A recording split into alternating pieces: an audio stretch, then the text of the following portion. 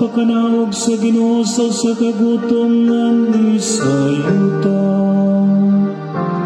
ug sa paglaglag sa mga tanong nga nagbuhi kanila.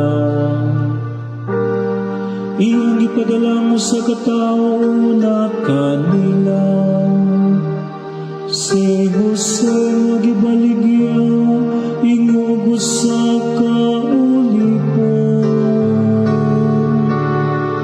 Hinumdumi ang mga katingalaan na nahimo sa Ginoo.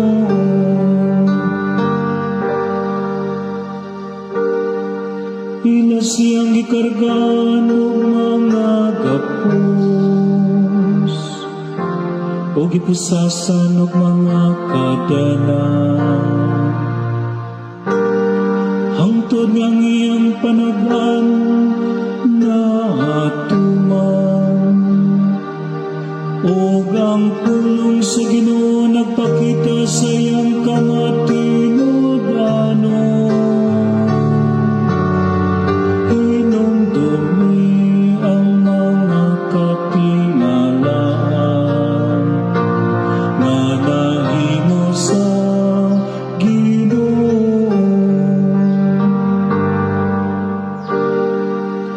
Gipatawag sari o gibuhian,